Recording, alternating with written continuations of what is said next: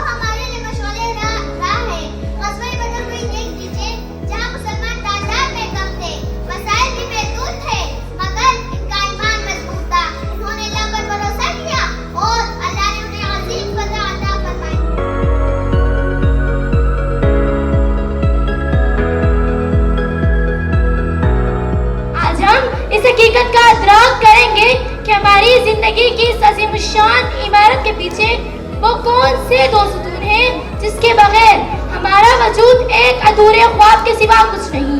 वो हस्तियां वालिदैन और असातिज़ा है। जनाबे वाला, जिंदगी एक सफर है, एक ऐसा कठिन और पुरपेश सफर जिसके हर मोड़ पर टुकड़ों का अंदेशा होता है।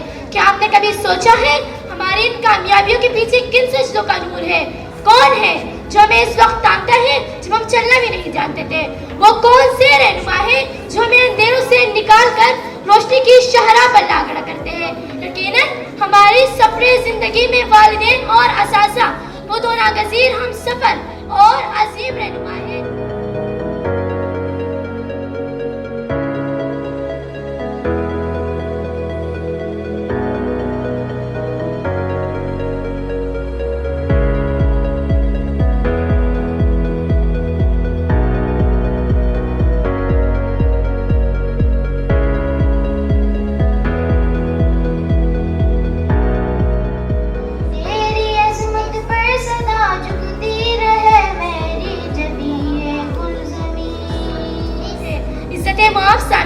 अगर हम अपनी जिंदगी का तज़किया करें तो ये हकीकत रोज़े रोशन की तरह आया हो जाती है कि वालिदैन का वजूद रब्बे कायनात की तरफ से इंसान के लिए सबसे बड़ा तोहफा है।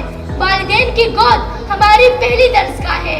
ये महज एक जुमला नहीं बल्कि एक फलसफा है जिसके मायने है इक़दार की मुंतकिली। लहरों से डरकर कश्ती पार नहीं होती, कोशिश करने वालों की हार नहीं होती।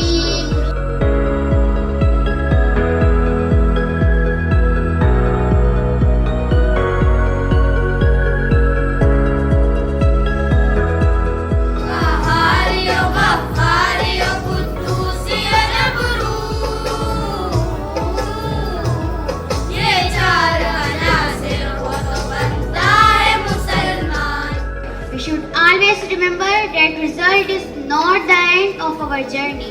A good result makes us proud and encourages us to work even harder in the future.